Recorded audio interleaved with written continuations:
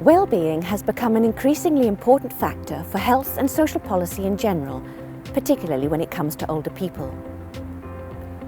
As we go through life, each one of us will face change.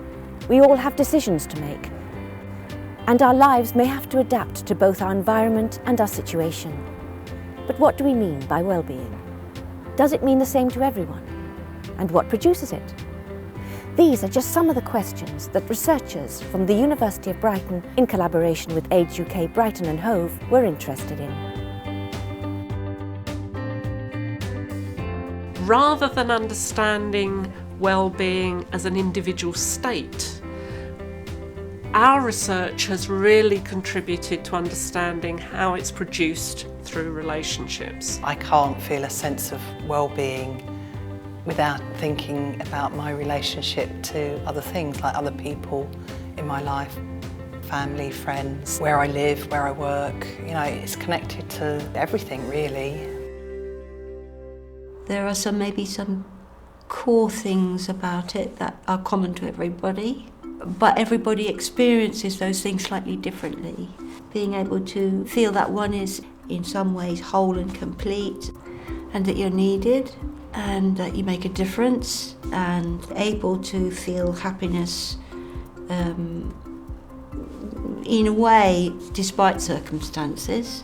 It means different things to different people, and the ways in which it has been researched has often been to try and measure it.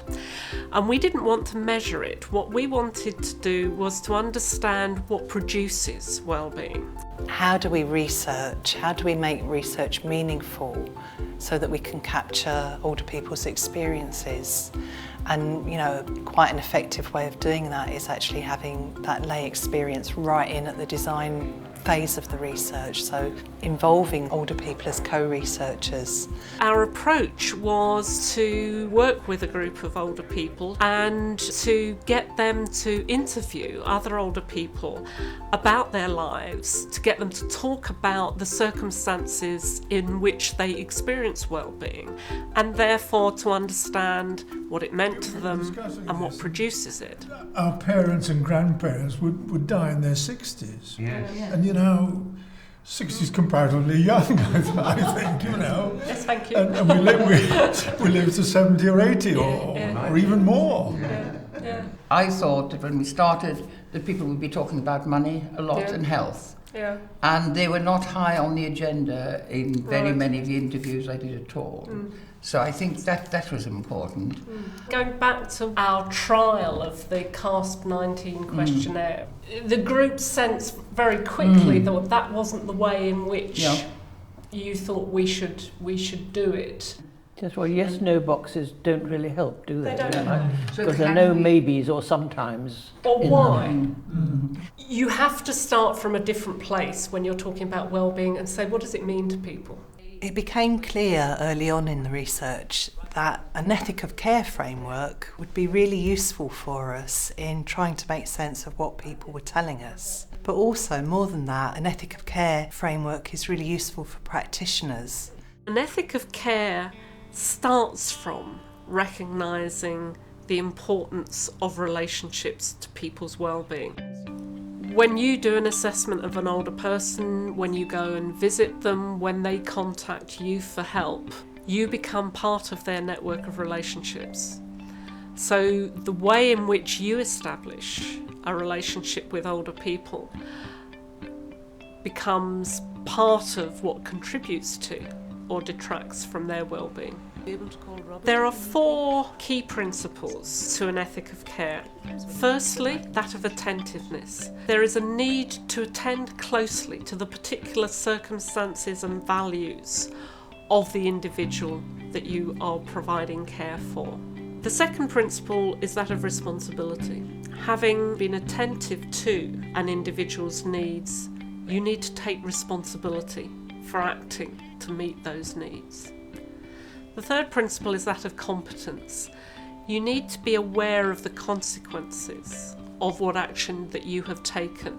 If you aren't aware of the consequences, then it's quite possible that what you have done may not have produced the outcome that you hoped for.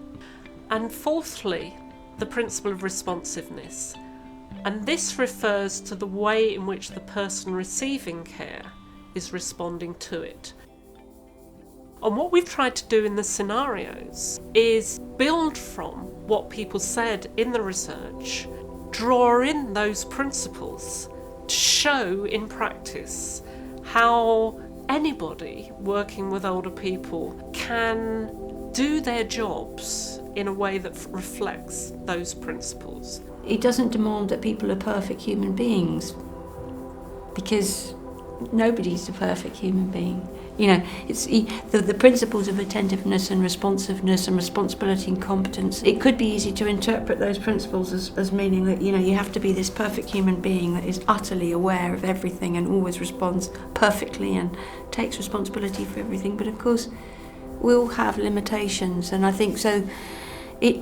Some of those principles, one can say, I need to be attentive to myself so that I can also, if you like, respond to the situations that I've been put in. Ways of working vary in different times and places, so the focus of the scenes is not on particular procedures, but rather on the nature of the interactions themselves. The characters in these scenes are played by actors, but their words and experiences have been drawn out from the many interviews with older people that have formed the backbone of this collaborative research.